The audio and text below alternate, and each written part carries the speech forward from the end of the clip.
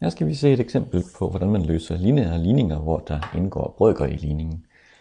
Og vi kunne have et eksempel, der hedder, at en fjerdedel, parentes 2x minus 3, plus 1, er lig med 2/3 x minus 7. Der indgår brøker på begge sider af lighedstegnet. Vi har en fjerdedel, og vi har 2/3.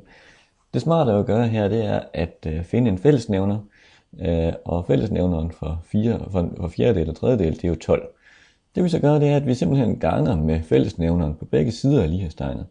Det vil sige, at jeg ganger med 12 på venstre siden, så skriver jeg 12, og så parentes en fjerdedel, parentes 2x minus 3, plus parentes slut, lige med, og på højre siden ganger jeg selvfølgelig også med 12, så jeg skriver 12 parentes 2/3 x minus 7. Sådan der. Jeg har simpelthen ganget med 12 på begge sider af lighedstegnet, som vi kan se. Næste gang er jeg simpelthen ind i parenteserne, altså de store parenteser på begge sider. Jeg skal gange 12 ind på hvert led, så kommer der til at stå 12 gange en fjerdedel. Og 12 gange en fjerdedel, det er 12 fjerdedele, og det er det samme som 3. Så jeg skriver 3, parentes 2x minus 3, og 12 gange 1, det er plus 12. På højre siden lige sådan, 12 gange 2/3, ja, det er 24/3, fordi jeg jo ganger 12 op på totallet. Det er 24/3, og 24 deler med 3, det er jo 8. Så det giver 8x. Og endelig 12 gange minus 7, skal vi lige regne lidt, det giver minus 84. Sådan.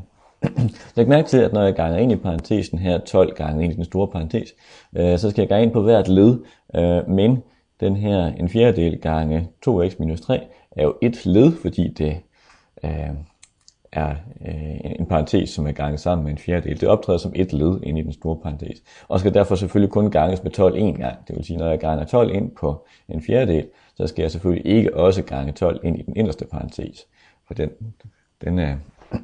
ganger vi ind i senere, når vi ganger tretallet ind. Ja, det gør vi så nu, som det næste trin i ligningen, så jeg siger 3 gange 2x, det er 6x, 3 gange minus 3 er minus 9, så har vi lige plus 12, og vi har, at det er lige med 8x minus 84. Sådan. Og så er det jo bare et spørgsmål om at samle x'erne på den ene side og tallene på den anden. Jeg samler x'erne på venstre side, der har vi 6x minus 8x. På højre siden har vi de minus 84, og så har vi plus 9 og minus 12. Og samler vi lidt på det, så har vi altså minus 2x på venstre siden. Og her har vi, lad os se, hvad har minus 84 plus 9, det er minus 75, og så minus 12, så er vi nede på minus 87.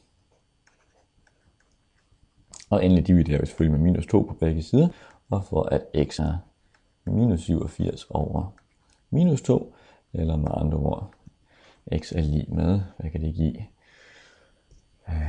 43,5. Sådan. Og så mangler jeg lige en ting, som jeg har sløset med her, nemlig at vi skal selvfølgelig lige skrive ensbetydende pil mellem hver linje i vores linjeløsning, og vi opererer på begge sider af et lighedstegn, så dem tilføjer vi lige her, så det ser pænt og ordentligt ud. Sådan.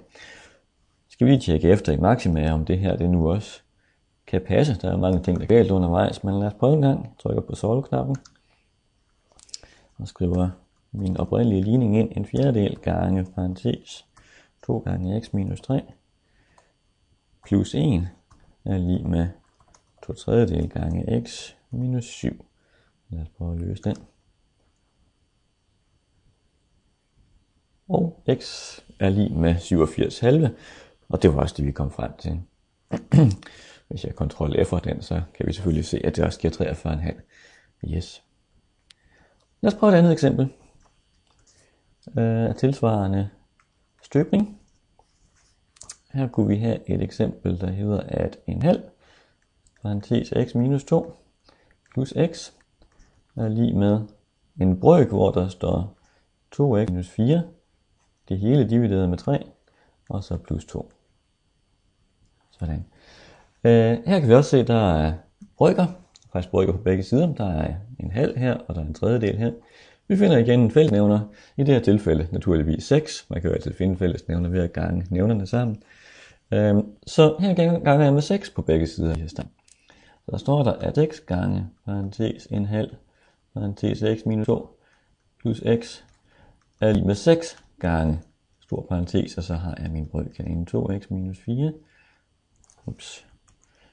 Kom til at se sjovt ud der. 2x minus 4 divideret med 3 plus 2.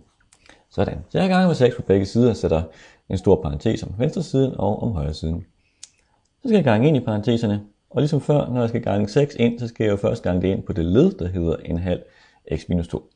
Og 6 gange en halv, ja det er 3. Så der 3 parentes x minus 2, og igen, den inderste parentes skal jeg selvfølgelig ikke gange ind i første omgang. 6 gange x, det er plus 6x. Og på højre siden, ja der skal jeg gange 6 ind på den her brøk. Og det smarte at bemærke her, det er, når jeg skal gange med 6 og dividere med 3. 6 divideret med 3, det er 2. Så jeg kan lige så godt egentlig bare gange mine tæller i brøken med 2, fordi jeg simpelthen lader de her to tal forkorte ud med hinanden. 6 gange 3, eller 6 divideret med 3, det er 2. Så jeg får altså netto, kan man sige, noget, der hedder 2 gange parentes 2x minus 4. Fordi jeg skal gange hele tælleren i brøken, skal jeg gange med 2. Og endelig 6 gange plus 2, det er plus 12. Sådan. Så kan vi lige gange ind i de små indre parenteser her, og får selvfølgelig 3x minus 6 plus de 6x, og på højre siden får vi 4x minus 8 plus de 12. Så samler vi x'erne. 3x plus 6x står der i forvejen, minus 4x kommer derover, og på højre siden har vi i forvejen minus 8 og 12, og der kommer et plus 6 fra venstre siden. Og samler vi lidt på det, så får vi 9x minus 4x, det er 5x. Der er lige med minus 8 plus 12, det er 4 plus 6, det er 10. Og så får vi selvfølgelig, at x er lige med 5 divideret med, på forhold 10 divideret med 5, og det er selvfølgelig 2. X lige med 2 er løsning til ligningen. Skal vi også lige tjekke det i Maxima. Trykker igen på solve-knappen. Skriver ligningen ind. En halv gange parentes x minus 2 plus x er lige med parentes 2 gange x minus 4. Jeg skal selvfølgelig huske at have parentes om hele tælleren i brøken, divideret med 3 og plus 2. Okay. Ja, x lige med 2, det stemmer med det vi fandt frem til.